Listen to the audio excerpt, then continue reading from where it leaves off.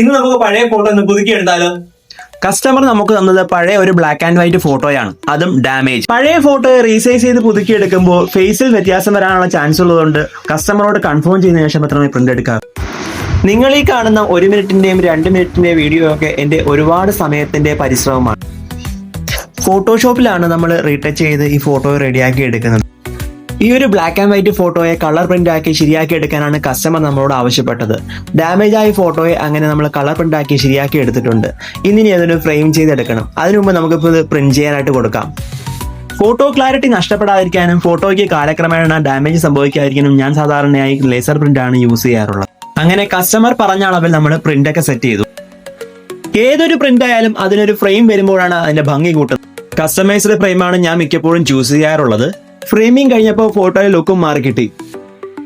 ഈ വീഡിയോ നിങ്ങൾക്ക് ഇഷ്ടപ്പെട്ടെങ്കിൽ സപ്പോർട്ട് ചെയ്യാനും ഫോളോ ചെയ്യാനും സബ്സ്ക്രൈബ് ചെയ്യാനും മറക്കല്ലേ. അപ്പോൾ ഇത്തരത്തിലുള്ള ഓർഡേഴ്സ് നിങ്ങൾക്ക് വേണമെങ്കിൽ എന്നെ ബന്ധപ്പെടാം കേട്ടോ.